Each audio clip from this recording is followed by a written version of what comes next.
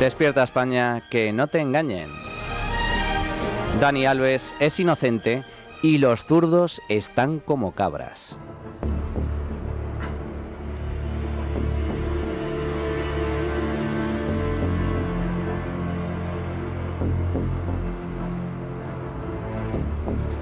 ...405 días, más de un año de prisión preventiva y 1 millón de euros de fianza para salir en libertad provisional. Eso es lo que se tuvo que comer el futbolista Dani Alves tras ser denunciado por un delito de violación. En febrero del año 2022, la Audiencia Provincial de Barcelona condenó al deportista a 4 años y medio de cárcel por haber asaltado sexualmente a una joven en una discoteca.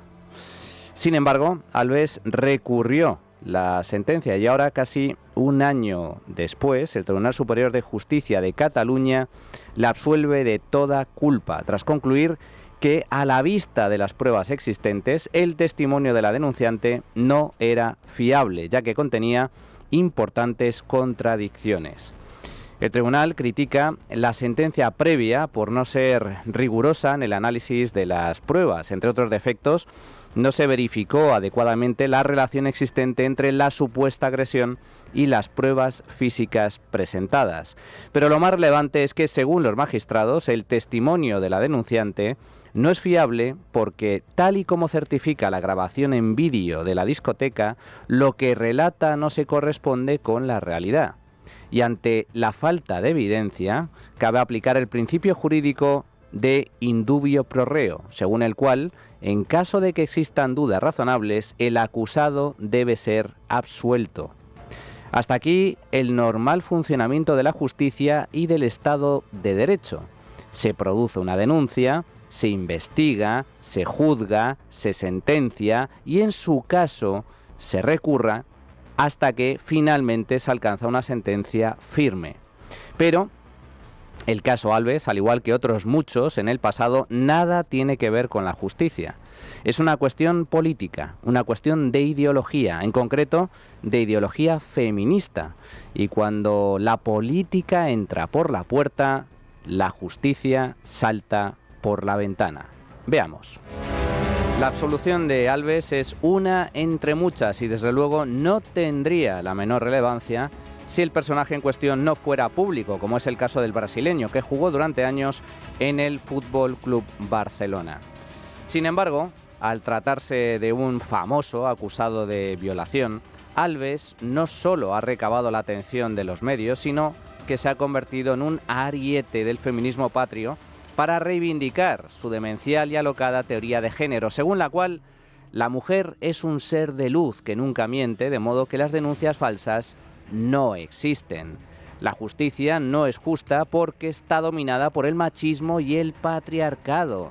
Y, por si fuera poco, todos los hombres son potenciales violadores, de modo que, pase lo que pase, son culpables. Son ellos, por tanto, los que tienen que demostrar su inocencia y no al revés. Así pues, la reacción del zurderío no se ha hecho esperar tras la absolución de Alves. Los políticos de izquierdas y sus voceros se han apresurado a criticar que, una vez más, la palabra de un hombre prevalece sobre la palabra de una mujer, puesto que Alves ofreció hasta 5 versiones diferentes durante el juicio. Así, por ejemplo, la tertuliana Sara Santaolalla dice que Alves mintió, pero los jueces le creen a él en lugar de a la denunciante. Creo que deja un mensaje a la sociedad y a las mujeres muy peligroso. Nos están diciendo que tenemos que estar muertas para que nos crean. Nos están diciendo que aunque tú mantengas la misma versión que mantuvo esta víctima, como la mantuvo en las distintas sesiones, aunque 12 agentes de la policía vayan a testificar y vayan a declarar y digan exactamente lo mismo que tú has dicho, aunque 2 amigas tuyas testifiquen y el propio director de la discoteca, y sea tu agresor sexual el único que mintió en esa sala, que mintió hasta 5 veces negando que no la conocía, diciendo que cambió tenía 5 veces su versión, ¿verdad? Cambió 5 veces su versión, el único que mintió en esa sala, la justicia decide creerle a él. Es un gesto de impunidad total hacia las mujeres y es un gesto de protección a los agresores sexuales. Santaolalla, sin embargo, parece no saber que el acusado puede dar 5, 10 y hasta 1000 versiones diferentes si quiere, ya que tiene todo el derecho del mundo a mentir. El denunciado no tiene por qué ser creíble, ya que es inocente hasta que se demuestre lo contrario. Por eso, precisamente, el que denuncia es quien tiene que demostrar su acusación. Por su parte, el periodista de la SER, Manuel Rico, si bien admite que la versión de la mujer no es coherente, eso no quita para que sea creíble y, por tanto, cierta. Que su relato no sea coherente o que haya ciertas incoherencias, para ser más exacto, en lo ocurrido previamente, no implica que lo que ha narrado sobre lo que ocurrió en el baño no sea completamente cierto. Habrá que demostrar o poner en duda el relato de lo que ocurrió allí, porque además, si lo comparas efectivamente con las 5 versiones que ha dado Dani Alves, bueno, quiero decir que desde luego la fiabilidad del relato de Dani Alves sí que es inexistente, ¿no? Porque no estamos hablando de algunas incoherencias en un relato, sino que estamos hablando de 5 cambios de versiones que van desde algo como no conozco a esa persona a que prácticamente pues no sabía lo que había ocurrido porque estaba borracho. El problema, sin embargo, es que, según la sentencia absolutoria del tribunal, la versión que da la denunciante no es fiable, y no lo es porque no se sustentan pruebas ni evidencias contrastables. Y esto es clave porque no es lo mismo fiabilidad que credibilidad. La fiabilidad en justicia se tiene que evaluar mediante pruebas y datos verificables, es decir, pruebas y hechos. Es algo objetivo, mientras que la credibilidad, por el contrario, es algo más subjetivo y no se puede contrastar. Pues bien, el tribunal determina que la denunciante no es fiable porque su versión de los hechos no coincide con la grabación de la discoteca, que sí se puede contrastar de forma objetiva. Y si no coincide ahí, tampoco tiene por qué coincidir en el interior del baño, que es donde tuvo lugar la presunta agresión.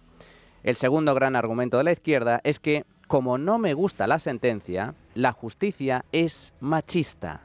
Y punto. Irene Montero, eurodiputada de Podemos y exministra de Igualdad. La sentencia del Tribunal Superior de Justicia de Cataluña, que hoy absuelve a Dani Alves en un caso de agresión sexual, básicamente situando de nuevo la responsabilidad en la víctima, diciendo que la víctima no es creíble, es decir, las mujeres mentirosas, otra vez como relato de la justicia patriarcal, y obviando el hecho de si hubo o no consentimiento en la relación sexual, que es lo único que debería ser importante para determinar si ha habido agresión sexual. Es una sentencia que es un claro ejemplo de violencia institucional y de justicia patriarcal, que desprotege a las víctimas, que revictimiza y que mantiene, como dice Naciones Unidas, la cultura de la impunidad de los agresores. Lo que no dice Montero es que la sentencia absolutoria se ha adoptado por unanimidad y de los 4 magistrados que la firman, 3 son mujeres y 2 de ellas además son de izquierdas. Hasta tal punto es así que la Asociación de Jueces para la Democracia, de corte progresista, ha salido en defensa de la sentencia y en contra de Montero. Pero ojo, mucho cuidado, porque la izquierda, con el PSOE a la cabeza, acaba de dar un salto al vacío de consecuencias imprevisibles para tratar de defender lo indefendible, hasta el punto de negar la presunción de inocencia.